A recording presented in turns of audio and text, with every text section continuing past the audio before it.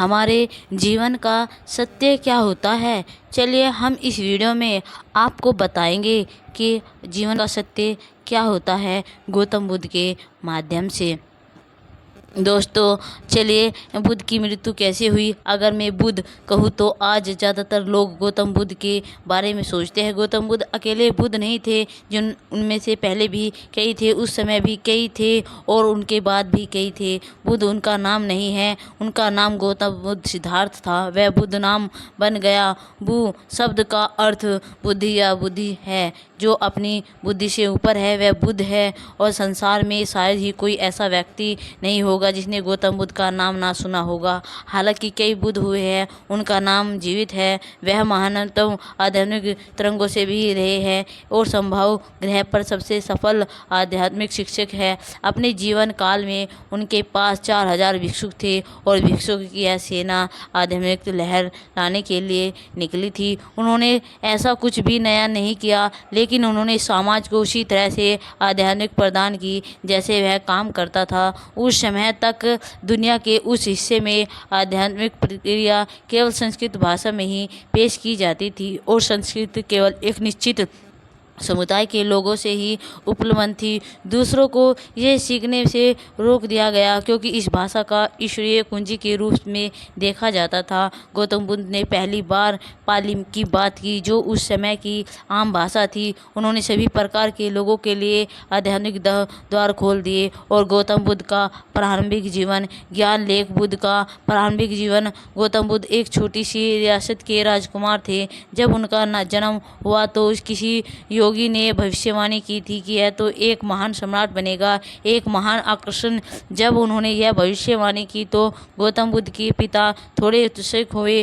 वह नहीं चाहते थे कि वह एक महान अर्थ बने, वह चाहता थे कि वह एक महान सम्राट बने। उसने सोचा किसी कष्ट या दुख के संकट में आने से वह एक आर्थिक बन सकता है, इसलिए उसने पूरी खुशी में रखा सबसे अच्छा भोजन, कपड़े और सुख। जब वह 19 वर्ष के थे तो उनके पिता ने उनकी शादी एक बहुत ही सुंदर युवा महिला से कर दी थी। उन्हें एक महल में रखा गया जो कि बाकी समाज में एकांत था, जहां वे आनंद से रहते थे और उन्हें कभी किसी प्रकार का कष्ट नहीं हुआ। एक दिन गौतम बुद्ध ने सोचा कि वह शहर के चारों ओर घूमेगा, इसलिए उन्होंने अपने सारथी से उन्हें शहर के पार ले जाने के लिए कहा। जब वहां जा रहा था तो उसे एक बूढ़ा आदमी दिखाई दिया। उसने अपने जीवन में कभी कोई बूढ़ा आदमी नहीं देखा था। उनके पिता ने उन्हें इन सब से बचाया था। उन्होंने कहा, उसे क्या हुआ? सारथी ने कहा, ओ वह तो एक बूढ़ा आदमी है। वह कैसा होता है? उसने पूछा। उन्होंने कहा, हर कोई एक दिन बूढ़ा हो जाता है। उसने अपनी ओर देखा और वह एक अच्छा युवक था। क्या मैं भी? उन्होंने कहा, हाँ, हर कोई बूढ़ा हो जाता है। यदि वह लंबे समय तक जीवित रहते हैं तो वे भी बूढ़े हो जाते हैं। उनके लिए एक एहसास था कि वे ऐसा बन जाएगा। तभी उसने सड़क पर एक आदमी को पकड़ा हुआ देखा जो किसी चीज़ से बीमार था, उठ नहीं पा रहा था, वह बहुत पीड़ा में था। उसने कहा, रुको, यह आदमी क्या है? वह कह रहा था। उन्होंने कहा, ओ दुर्भाग्य से यह बीमार है, इसका क्या मतलब है? उन्होंने कहा, शरीर कभी कभी बीमार हो जाता है, वह किसी को भी हो सकता है। मैं एक राजकुमार हूँ, यह मेरे साथ भी हो सकता है, यह तो किसी के भी साथ घटित हो सकता है। फिर उसने देखा, ओहो, मैं एक ऐसा बन सकता हूँ। वह पूरी तरह परेशान हो गए थे। फिर वे आगे बढ़े और उन्होंने एक अंतवेश देखी। वे एक आदमी को सांस ले जा रहे थे। उस आदमी को क्या हुआ? ओ, वह भी मर गया। बस इतना ही। इसका क्या मतलब है?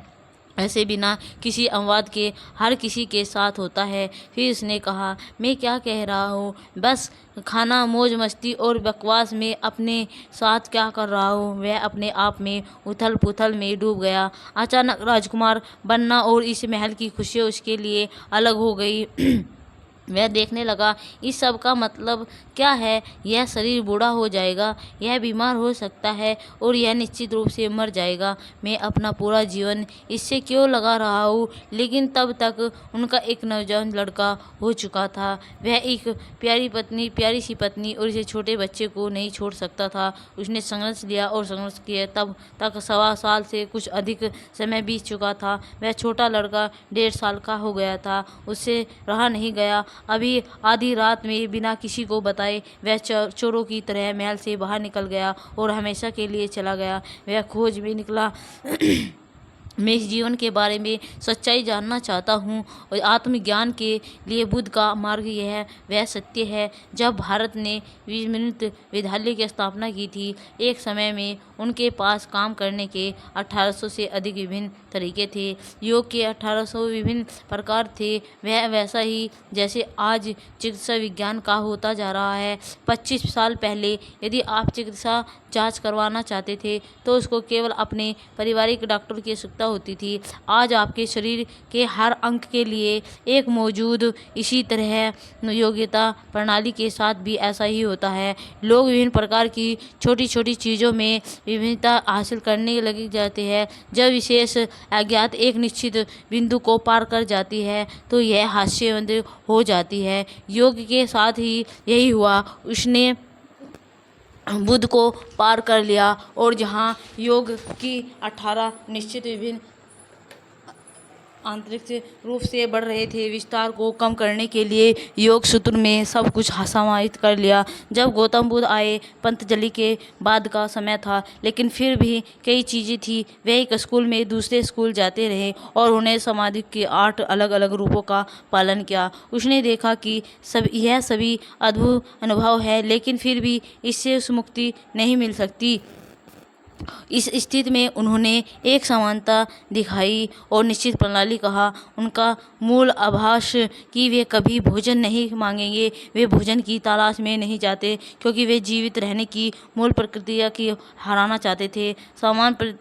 सिर्फ पैदल चलते थे, कभी खाना नहीं मांगते थे, लेकिन संस्कृति संवेदनशील थी। यदि वे किसी आधुनिक व्यक्ति को चलते हुए देखते तो लोग घर पर खाना बनाते, उनके पीछे दौड़ते और जहाँ भी वह होता उसकी सेवा करते, क्योंकि वे जानते थे कि वह भोजन नहीं मांगेगा। यदि तुम आज सम्मान बन गए तो तुम सब मौत के मुंह में चले जाओगे। उन दिनों लोग उनकी साधना के प्रति संवेदनशील थे और प्रतिक्रिया देते थे।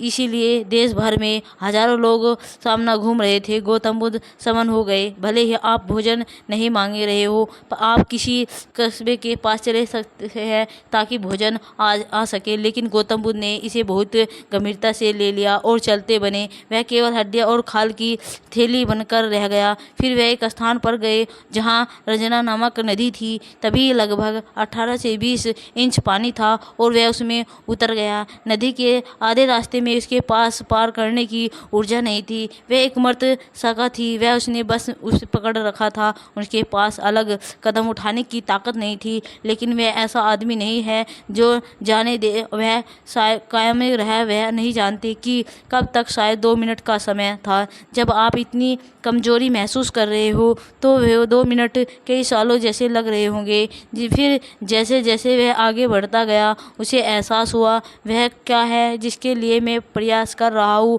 वह क्या है जिसके लिए मैं पूरे देश में भटक रहा हूँ। स्कूल दर स्कूल जाना, यह सिखाना वह सिखाना, वह क्या है जो मैं हूँ ढूंढ रहे हो। तब उसे एहसास हुआ वास्तव में कुछ भी नहीं है, यह जीवन चालू है। मुझे बस उन बाधाओं को दूर करना है जो मुझे इसका अनुभव करने की अनुभूति दे रहे हैं। गौतम बुद्ध ने कैसे बने? उसे एक एहसास हुआ कि सब कुछ उनके भीतर है और खोजने के लिए कहीं नहीं है। तो उनके पास अचानक अलग कदम उठाने की ऊर्जा आ गई। वह नदी पार करके वह बहुत प्रसिद्ध बोधि वृक्ष के नीचे बैठ गया। एक चांदनी रात थी। वह इस दृश्य संकल्प के साथ वहां बैठ गया और यह तो बहुत ही अपने अस्तित्व के अंतिम प्रक्रिया को देखना होगा। यह मैं कहीं बैठूंगा और मर जाऊंगा जब तक मैं यह नहीं जान लेता, मैं अपनी आंखें नहीं खोलूंगा। एक बार उन्होंने यह संकल्प कर लिया कि उसके भीतर क्या है एक ऋण में जान लिया जा सकता है। जब उन्होंने देखा कि आपको प्राप्ति के लिए विशेष रूप से कुछ भी करने की आवश्यकता नहीं है तो वे पूरी तरह से प्रबुद्ध हो गए और चांद चमक रहा था। उन्होंने कई सालों से ठीक से खाना नहीं खाया था। वह 4 साल तक सामान रहे और उन्होंने 5 शिष्यों को इकट्ठा किया था। इन लोगों ने सोचा वह असली है क्योंकि वह नहीं खाता है, वह वास्तव में कठोर है। और अब उन्होंने देखा कि वह कुछ उत्सव परिस्थिति में रहे हैं वह उनके चेहरे पर रोशनी देख रहा सकते हैं। तब वे उसकी आंखें खोलने और उपदेश देने की प्रतीक्षा कर रहे थे। उन्होंने आंखें खोली और उनकी ओर देखा, मुस्कुराए और बोले, कुछ बनाओ, चलो खाते हैं। वे पूरी तरह से निराशा थे। उन्होंने सोचा उसने इसे खो दिया है। वे 4 साल तक उनके साथ चले। अब उनके पास यातना के अलावा कुछ नहीं था। लेकिन जब उन्हें ज्ञान प्राप्त हुआ तो उन्होंने छोड़ दिया, क्योंकि वे कुछ गंभीर सुनना चाहते थे। लेकिन उन्होंने कहा, कुछ बनाओ, चलो खाते हैं। वह अपना समय बर्बाद कर रहे हैं। यह कहानी नंबर 2। बुद्ध और ज्योतिषी। एक दिन बुद्ध बनने के बाद गौतम बुद्ध एक पेड़ के नीचे जाकर बैठ गए। इसलिए नहीं पेड़ बैठने के लिए सबसे अच्छी जगह है, बल्कि इसलिए कि उसी समय की एकमात्र अचल संपत्ति वही थी। वह हर जगह इतनी इमारतें थी, कहीं कड़ी धूप में बैठने की बजाय पेड़ के नीचे बैठना एक सुखद स्थान था। अपने व्यापार में अत्यंत निपुण एक ज्योतिषी स्नान के नहीं नदी पार आया और उसने नदी तट पर एक पद चिन्ह नहीं देखा। ऐसे अकेलापन है जिनके माध्यम से किसी के पैरों की स्थिति को देखकर कोई भी सटीक अनुभव लगा सकता है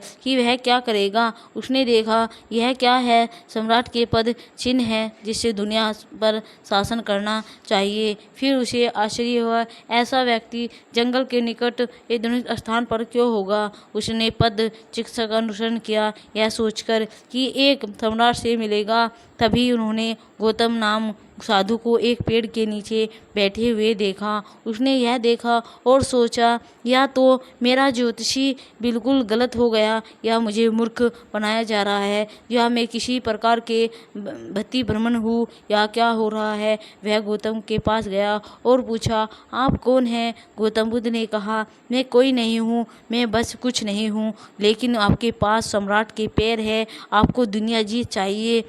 गौतम ने कहा, मैं ऐसा करूँगा, लेकिन विजय प्राप्त करके नहीं। आप दुनिया को 2 तरीके से हासिल कर सकते हो, या तो विजय या समावेश में। दोनों ही तरीकों से कोई ना कोई चीज़ आपकी हो जाएगी, लेकिन अगर आप विजय प्राप्त करेंगे जाएंगे तो यह हमेशा आपकी गर्दन तख्त रहेगा। यदि आप शामिल कर ले तो यह जीवन का बहुत बड़ा संबंध बन जाएगा। दोस्तों, अगर हमारी यह वीडियो आपको अच्छी लगी है, प्लीज़ कमेंट बॉक्स में ज़रूर बताइए। और हाँ, ये भी बताइए कि आप हमारी यह वीडियो कहाँ से देख रहे हैं। थैंक यू दोस्तों, धन्यवाद।